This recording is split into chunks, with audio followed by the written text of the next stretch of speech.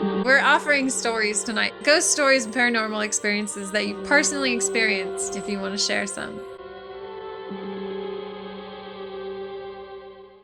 While I was working one day, I heard the run come out. It wasn't like a typical domestic disturbance or robbery or whatever. My friend, another police officer, hit me on the radio. So he said, "Wad, you've got to come over here. You're not going to believe this." So of course, I did. I'm anxious to see what's going on because you've seen everything today. So I get over to this house, and the minute I walked inside the house, I could tell something was off. It was cold. It was a really bad energy. And there was this young girl, fairly young, maybe about 13, 14, 15 years old, that age range, teenager anyway. And she was sitting at the kitchen table, and her family was all around her. There were several police officers there. I'm thinking, why are there so many cops here? I mean, there was nothing violent going on at that time or anything. So I got over to my buddy and I said, "What's going on?" He said, "Just wait here for a minute. You're going to see. You're going to see what's going on." He said, "You're not going to believe it." But so it comes out that they think this girl's possessed. And so I'm looking at her, and she looks just like you. She just looks like a normal human being. So I'm kind of skeptical at this point. I can tell there's something weird. I mean, I can feel it. I can feel the vibe is just strange, and I'm starting to get a little, like, I wouldn't call it scared yet. I would say it's just like a little uncomfortable, And so as we're sitting there and this girl's talking, of course I have to get involved in it. I can't just keep my mouth shut. I have to jump in the middle of everything. And so I said, "So you think you're possessed?" And she's like, "Yeah, I think I am." And her family's like, "She is possessed. She's been doing all," and then they're retelling the story to me about how she's been doing all these things, and all these things have been happening to her. And she's been doing some, like, fairly bad things, And so as I'm standing there, then things started to happen. Like, you could feel a breeze. First thing, like a breeze blew through the room, really cold breeze. And I can't really remember if it was summer or winter, but it seems like it was not cold outside. In my mind, it wasn't. All of a sudden, and I swear, if I'm lying, I'm dying, this salt shaker just flew off the counter, shot all the way across the room, and smashed on the other side of the room. So then my friend looks at me and he said, "See?" Because I guess that stuff had been happening already, things like that, before I ever got there. So he looks at me, and I'm like, "Oh yeah, I see what you're talking about now." So I'm really into it, even though I probably shouldn't have even been there. But my sergeant was there, so it was okay with her that I was there. Because everybody knows I like that kind of stuff. We sat there for another little while, and her voice changed. That was the kind of the next thing that happened. But it wasn't like a major TV like you see on a movie or something, where all of a sudden, it wasn't like that. But it was a pretty substantial change. She just sounded more like a guy and a girl at that point. So she's talking now in a different voice, and you can tell it's like she's not even trying. I mean, like, if I try to talk deep, you can see me, like, drop my jaw or something, But no, she was just continuing to talk just like a normal human being would talk, but her voice just changed into like a man's voice, basically. She was a fairly young girl, so to change into a man's voice, that was pretty weird. But it wasn't like it was a creepy voice or anything. It was just like listening to a man talk. So there was other things happening, like things would just tip over. It might have been a napkin holder or something. I can't remember. Whatever it was, it just fell over on the table, which, you could attribute that to maybe she hit the table with her leg or something.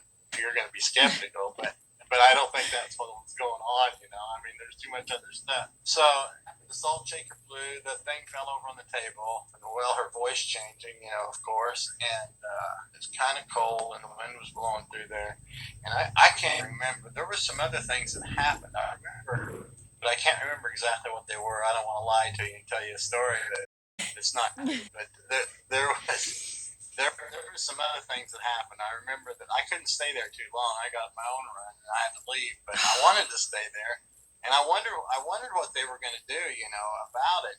And so I asked him before I left. I said, "Well, what are you going to do?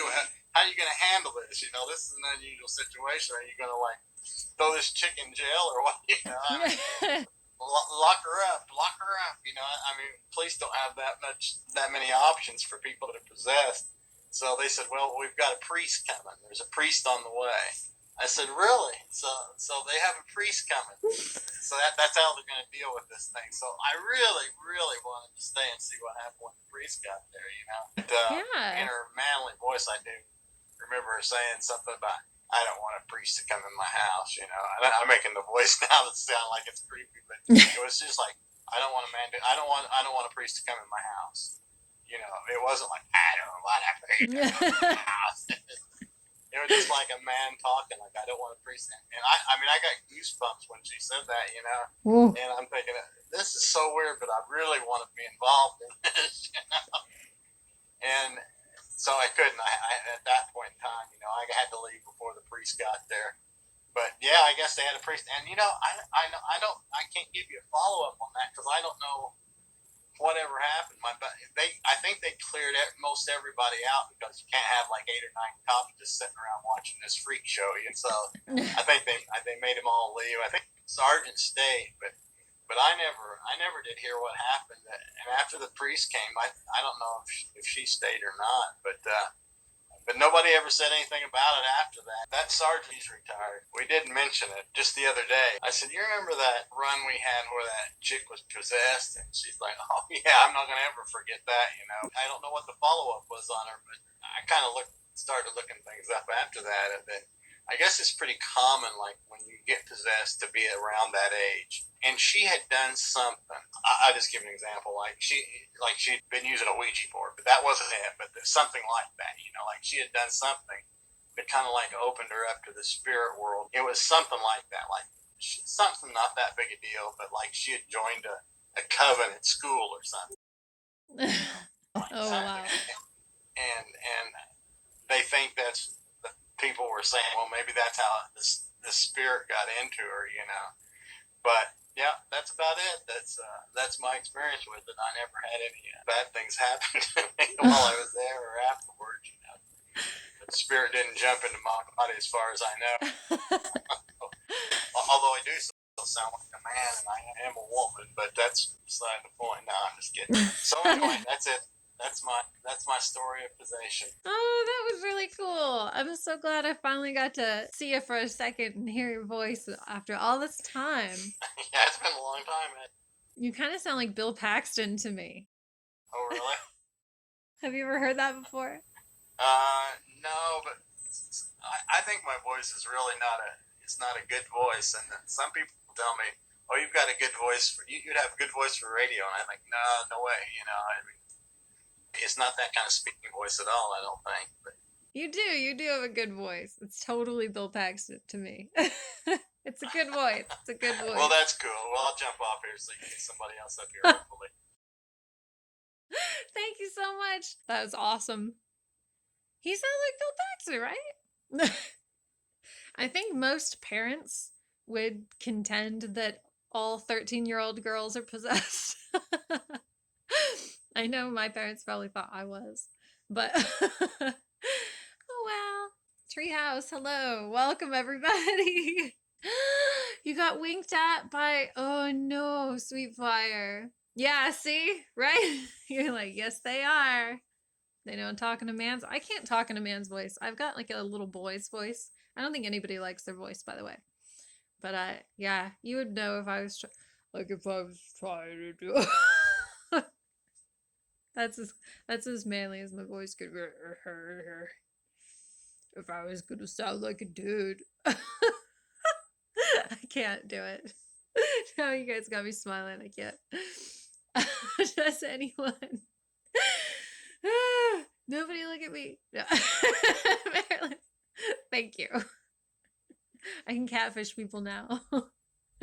Tell them I'm a dude. Oh, sweet pie. If anybody else has any ghost stories or paranormal experiences they would like to share, feel free to let me know. I'll be happy to bring you up so you can tell your stories as well.